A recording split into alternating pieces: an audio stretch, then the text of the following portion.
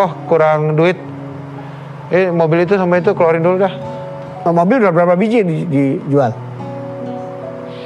9. Jadi ulangi lagi, jadi semua aset semua dikumpulin jadi modal untuk beli mesin untuk memproduksi alkes segala macam, APD segala macam tadi itu. Yang ujungnya ini semua dibagikan secara gratis.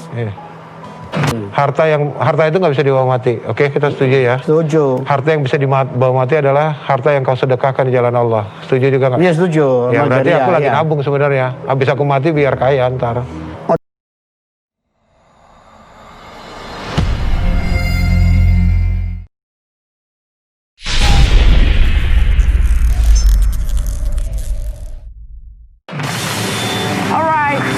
Assalamualaikum hadirin hadirat, kembali ketemu dalam E-Talk Show with BHS. Masih tetap saya temani Om Y bersama The Miracle Band yang setia menjadi penonton, karena penontonnya nggak ada sampai sekarang. Di studio maksudnya, tapi di luar banyak.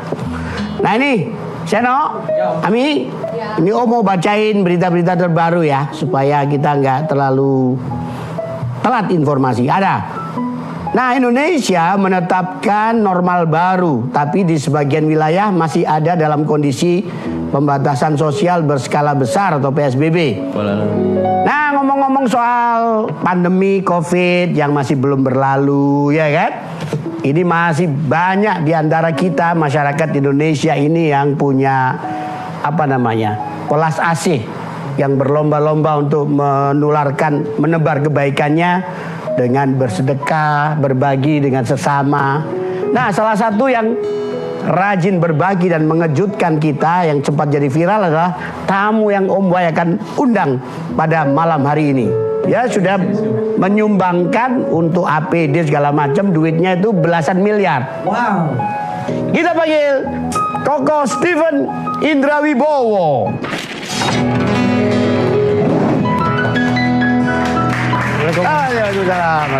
Sehat alhamdulillah.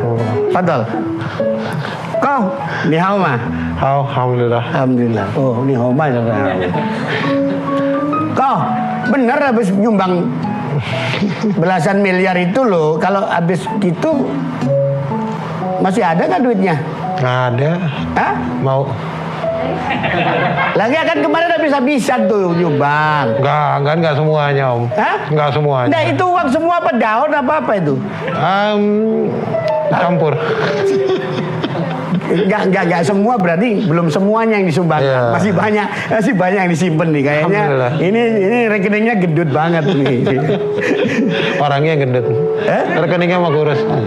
Coba ceritain aja, gimana awal mula kok bisa tergugah untuk peduli sesama dan menyumbangkan duit begitu banyak. Kalau ada kebencanaan, saya ini bukan cuman menaruh diri saya di dalam kotak yang namanya orang terdampak. Tapi saya harus bisa berbuat lebih untuk mereka yang terdampak. Sebenarnya sih itu sih. Ini COVID kan lingkupnya senasional. Yeah. Orang bisnis susah, orang mau dagang pun susah. Nah, aku pikir kalau nggak ada yang bergerak untuk startup, menggerakkan orang, ini nggak akan tergerak, orangnya akan melandai-landai dan tarik ulur mundur. Makanya aku start Februari produksi masker dulu 150.000 masker dan aku bagiin 150.000 tuh kurang lebih ya sekitar 1,5 M lah nilainya waktu itu. Nah, terus aku coba jual rumah aku yang di Jakarta Utara, terus mulai produksi hazmat. Karena hazmat waktu itu cukup mahal ya? Iya Om tahu sendiri. Iya, selain mahal susah. Iya, susah. Jadi dua elemen itu ternyata saling bertuburukan. Ya udah aku bikin, aku gratisin, aku bagi dengan harapan si penimbun hazmat dengan penimbun si masker tadi kelimpungan dengan hazmat yang udah gratis. Itu sesuai standar WHO gak? Iya, kita pakai standar PPE, Personal Protective Equipment untuk WHO dari zaman H1N1. Aku pakai mereka punya protokol yang di sana. Artinya ini kan sama ya, flu juga kan, droplet juga kan. Jadi aku copy paste dari sana, cara bikin hazmat dan segala macamnya, termasuk ini masker. Dan aku juga salah satu duta masker nih mereka. Iya, Makanya aku pakai masker terus, mohon maaf. Nah itu yang dikumpulkan berapa miliar akhirnya modalnya itu? Rumah dulu, rumah jual 5,8. Rumah dijual. Terus jual rumah lagi 2,8. Udah gak ngitung sih Om, terus mobil. Tiap barang kalau udah auditor aku bilang, jadi orang finance-nya kafe aku nih, grup bisnisnya aku, kok kurang duit. Mobil itu sama itu keluarin dulu dah. Mobil udah berapa biji dijual? 9. 9. Oh, jadi ulangi lagi, jadi semua aset semua dikumpulin jadi modal untuk beli mesin untuk memproduksi alkes segala macam, APD segala macam tadi itu, yang ujungnya ini semua dibagikan secara gratis. Luar biasa. Toh, tepuk tangan toh. Aku sih kepatok sama satu yang disampaikan sih sama Rasulullah ya dalam hadis. Harta itu nggak bisa dibawa mati. Oke, kita setuju ya. Setuju. Harta yang bisa dibawa mati adalah harta yang kau sedekahkan di jalan Allah. Setuju juga nggak? Iya setuju. Ya berarti aku lagi nabung sebenarnya. Habis aku mati biar kaya ntar. Modal katanya diambil dari sebenarnya jatah karyawan untuk umroh ya. Ada yang jatah karyawan untuk umroh. Aku tanyain ke mereka semua karena harusnya ini Maret kan mereka umroh. Jadi outing kantor aku tuh umroh. Umroh ya. Outingnya umroh. Enak sen. Umroh. Nah masing-masing karyawan sebenarnya uangnya balik lagi ke mereka. Per satu kepala itu kan beban umrohnya aku sebutin aja ya. 25 juta. 25 juta itu jadi 250 paket sembako. Akhirnya mereka bagi-bagiin di daerah. Mereka ikhlas ya? Ya mereka oke-oke aja. Aduh. Ini gimana reaksi anak dan istri ini? Kan dengan antum jual-jual aset, melakukan gerakan berbagi segala macam. Mereka khawatir nggak atau malah senang? Kalau anak karena yang paling gede masih 11 tahun senang-senang aja sih. Ikut nurunin beras segala macam ikut aja. Happy aja. Kalau istri sih aku bilang ini penting ini, istri gimana? Kalau istri aku bilang kalau harta ini bisa lebih bermanfaat untuk kelak kita setelah kita mati ya, ini lebih baik kita sumbangin. Dan ya alhamdulillah dia setuju karena memang udah dididik sehari-hari sih. Kayak kalau aku keluar rumah kan sebenarnya kan aku sering bilang sama istriku, sayang jangan doain selamat doang, doain kalau bisa aku mati dalam perjalanan ini. Kan laki-laki keluar dari rumah cuma 2 syarat Om. Satu dia berdakwah, yang kedua dia cari nafkah untuk istri dan anak. Nyari nafkah untuk istri dan anak, dia termasuk golongan syuhada juga. Ini semua pinjaman Om. Saya nggak pernah ngerasa ngejual aset. Saya cuma balikin apa yang milik Allah dan kembalikan lagi kepada yang berhak. Coba kemudian orang bertanya, lalu income-nya dari mana? Saya masih ekspor kopi ke beberapa negara dan itu alhamdulillah masih jalan. Dan dari kopi juga kita masih bisa makan dan selama ini memang kita penghasilan dari situ kok. Nggak pernah takut sih sama yang namanya makan. Kesini aja nggak ada rencana dikasih nasi kotak. Lalu reaksi dari kerabat dan teman-teman bagaimana? Itu jual aset di. Mungkin orang tua kali ya. Papi ya. Papi gimana Papi? Waktu pertama kali TV One itu ketemu saya di Jogja, itu Papi lagi habis marah-marah juga. Lalu gimana sih jadi orang? Baru ngumpulin lagi kemarin kan dia tahu aku bangkrut kayak gimana. Sama Papi nggak paham. Pih daripada lu orang cuma sedekah dikit-dikit. Kan aku tahu mereka tuh sumbang berapa untuk COVID ini. Mendingan sedekah sedikit-sedikit lu sedekahin ke orang daripada lu simpen-simpen. Ya lu kan nggak tahu nanti harta ini mati juga kita nggak bawa. Paling mewah peti mati berapa sih? Paling 200 juta. Itu aja udah beratnya minta ampun mau digotong. Iya. Coach Steven dulu waktu mau menikah kan biayanya juga gede. Tapi biaya itu kemudian duitnya nggak jadi dijadikan untuk menikah tapi disumbangin ya, bener ya kayak? Iya. Ya bener ya. Bener. Jangan jawab dulu, bener kan? Jangan bener kan? Jangan dijawab dulu nanti di berikutnya. Masih di Talk Show with BHS.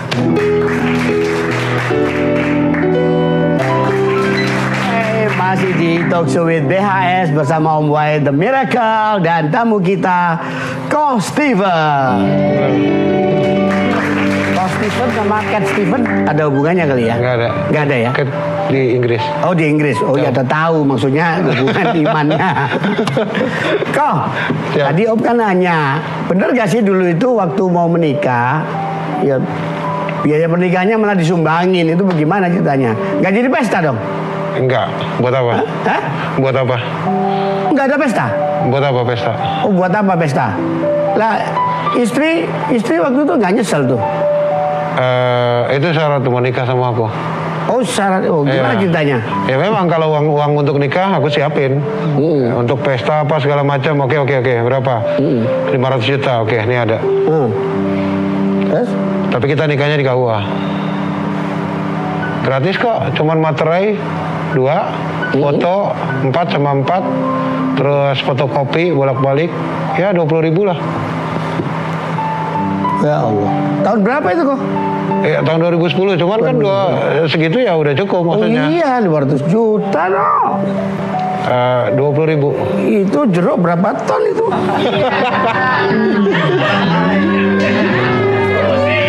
Jadikan apa duitnya? Jadiin pesantren, jadiin pondokan. Oh, enggak, itu disumbangkan apa? Terus Disumbangkan, kemudian disumbangkan? diwakafkan menjadi pondok dan iya. sekarang sudah mencetak banyak mualaf yang hafiz Quran. Iya. Gimana sih menanamkan rasa ikhlas itu bagaimana kok? Membiasakan. Nih saya tukang bawa uang cash soalnya ditaruh di sini. Selalu ya? Ini selalu bawa di sini. Mana kok? Tunjuk. Pets. Duit beneran no. Terus? Ya 5.000-an tuh 10 lembar. Ya 50.000 ya. Ada yang minta berhenti berpikiran negatif. Wah nanti dibeliin lem apa segala macam. Udah kasih aja. Nah, sambil berlafaz buat makan ya. Itu nanti akan terbiasa dari 5.000 sampai ke 100.000. Dari biasanya cuma ngasih sehari bawa 1 juta, lama-lama sehari bawa 2 juta, 2,5 juta, 3 juta. Ini 2,5 juta baru ngambil tadi. Ide, gagasan atau juga inspirasi tentang ikhlas itu sebenarnya terinspirasi dari siapa kok? Yang dulu apa yang sekarang? Kalau yang dulu ya jelas Rasulullah ya. Oh iya, oke, zaman dulu ya. Sahabat-sahabat segala macam. Ya, ada. Dulu waktu pertama kali ketemu sama dulu almarhum Kiai Haji Abdurrahman Wahid, beliau itu yang ngundang kita ke Ciganjur, lalu diajak makan, lalu diajak ngobrol tentang kalau kamu masih menginginkan batasannya adalah di dunia, berarti kamu belum bisa jadi orang Islam yang benar. Mungkin yang lain diam. Aku iseng nanya, ntar dulu, maaf Pak Kiai, batasan dunia, nggak ngerti saya. Oh, kalau kamu masih mencintai dunia kamu di situ, lebih daripada cinta kamu kepada Allah dan Rasulnya, lebih daripada cinta kamu kepada agamamu, maka kehidupan Islam kamu hanya segitu. Iya. Iya kan? Nah makanya aku sama sekretarisku tuh selalu berpikir semakin sedikit harta yang kita pegang di dunia ini amanahnya, maka semakin sebentar pertanyaan nanti di akhirat. Makanya setiap pagi ini umum nih. Rabbana atina fid dunya hasanah wa fil akhirati hasanah wa qina adzabannar. Iya. Itu doa sapu jagat ya. Iya. Aku tambahin biasanya, ya Allah, jika hari ini hidupku sudah tidak lagi bermanfaat untukmu, cabut nyawaku. Karena kalau sudah tidak bermanfaat untuk Allah, sisanya akan dosa doang. Iya. Ini Om penasaran, ini di era Covid ini kan masih panjang nih, ya kan? Apa produksi APD tadi dan sejenisnya tadi apa masih tetap masih sih dilakukan? Masih sih. Sampai sekarang sudah berapa, kalau dikonversi di rupiah kan berapa yang sudah didonasikan? 38-an. 38 apa? miliar. Hah? Maaf kok, tolong dibuka ini dikit supaya dengar angkanya. 38 miliar. 38 miliar. Nah, tepuk tangan no. Emang dengar-dengar juga situ nggak mau diliput pada mulanya, nggak mau diekspos oleh media massa ya? Nggak perlu, karena mereka Kenapa harus kok? lihat apa yang aku kerjain aja. Cukup contoh apa yang aku kerjain, kerjakan itu keluar. Kau, ini di luar sana, ini ngomong ya, frankly speaking ya, banyak yang nyinyir, bahkan meragukan, bener gak sih? Ko Stephen tuh sudah nyumbang begitu banyak, buktinya mana? Konkret gak itu ngomongannya itu? Saya lebih gimana suka mendengarkan Hasan Albana itu pernah bilang, kamu nggak perlu menjelaskan siapa dirimu kepada musuhmu karena mereka nggak akan percaya. Dan kamu nggak perlu menjelaskan siapa dirimu kepada temanmu karena mereka nggak butuh itu. Saya bilang makanya, kamu punya kerjaan nggak? Jangan-jangan kamu nganggur. Iya saya nganggur. Kamu datang ke sini jahit. Dia nggak mau jahit. Saya nggak bisa Suruh jahit. kerja nggak mau? Saya ajarin, nggak mau. Oke, kamu pegang logistik, kantor-kantor barang. Wah saya takut sama COVID. Aduh. Nanti di luar sana saya ketularan COVID, saya mati lagi. Jadi maunya apa kok? Maunya minta duitnya. La ilaha illallah. Minta duit. Ujung-ujungnya minta duit ternyata.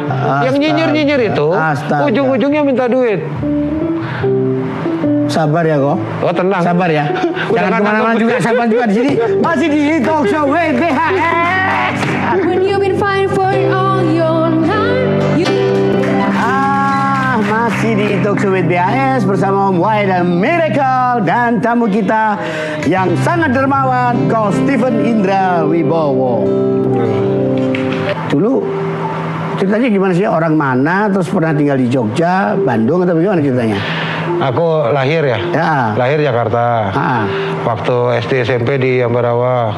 SMA balik ke Jakarta lagi. Terus kuliah ada yang di Inggris, ada yang di Belanda. Terus balik lagi ke Indonesia. Habis itu masuk Islam lah ya. Habis masuk Islam, terus sempat diusir sama keluarga, ngegembel, sempat ngegembel di pelabuhan, terus jadi TKBM. Apa itu? Tenaga kerja bongkar muat. Tenaga kerja bongkar muat atau TKBM. Itu kuli panggul dong ya? Iya, ya, kasarnya, ya halusnya TKBM. Di mana lah. itu? Di Ciwandan. Hah? Ciwandan. Ciwandan itu mana kok? Merak. Oh Merak. Ya, satu kali manggul goceng lumayan kan 5.000. Terus Manggul apa itu 5.000 kok? terserah, ada kopra, ada cengkeh. Nah itu tahun-tahun awal aku masuk Islam. Terus tidurnya juga di pasar, kadang-kadang di depan toko orang. Dulu sekolahnya di luar negeri di mana aja kok? Ada yang di Leiden, Di Leiden? ada yang di Worcestershire. Terus aku ngulang lagi sekolah adab. Mau sekolah di luar negeri tadinya jurusan Islam. Iya. Aku nggak tahu mau sekolah apa. Nah, terus dapat beasiswa di Qatar. Tapi jurusannya dapatnya akidah. Oh ya udah, aku akidah Islam. Udah sekolah akidah di Qatar. Habis itu S2, S3 ngelanjut di Saudi di King Abdullah University untuk ngambil sosial. Di Saudi itu ada cerita menarik, katanya ente pernah nyapu-nyapu di Masjidil Haram di mana? Di Madinah atau gimana? Di Madinahnya. Terus ketemu Syekh terus bagaimana? Nah, itu sih kan Pengen jadi marbotnya udah. Cuman kan nggak bisa, aku bukan orang Pakistan, bukan orang Bangladesh. Nah itu Syekh itu sebenarnya sholat, dia tuh ngajar di Ummul Qura di Mekah. Cuman dia lagi ngisi seminar di Madinah. Akhirnya dia ngeliat aku tuh ada mulu di sini, gitu kan. Karena dia bilang, kamu kuliahlah di sini, saya sponsor kamu. Dan sebenarnya sih apa yang aku lakukan sekarang ya implementasi dari mana aku belajar sih. siapa sih orang yang paling menginspirasi atau paling berjasa dalam hidup Anda? Ko Stephen. Rasulullah. Hah? Rasulullah. Iya. 4 khulafaur rasyidin. 4 khulafaur rasyidin. Sahabat-sahabat beliau. Hah? Sahabat-sahabat beliau, ya. Iya. Terus? Yang hidup-hidup siapa? Hidup-hidup. Ya orang yang hidup sekarang. Rata-rata udah meninggal, Pak. Ada nggak kok pesan-pesan yang ingin disampaikan tuh masyarakat luas kita? Contoh apa yang saya gerakan, jika itu memang baik, contoh aja, sebarkan, lakukan di sekitar kalian. Lebih banyak, jauh lebih baik. Saya hanya sekedar bisa ngembaliin apa yang Allah titipin ke saya balikin ke Allah. Masya Allah, Alhamdulillah, Subhanallah, luar biasa. Ko Stephen, Om Wai terharu, menginspirasi bagi kita semuanya. Ya kan, terima kasih waktunya untuk berbagi. Ko, ini Om mau kasih hadiah spesial untuk Ko. Ya, thank you very much. Terima kasih banyak. Syukron katsir. Ya, Ko, terima kasih. Sampai jumpa di talk show berikutnya. Tapi jangan kemana-mana. Masih di talk show with BHS. Assalamualaikum. Syukuri apa yang ada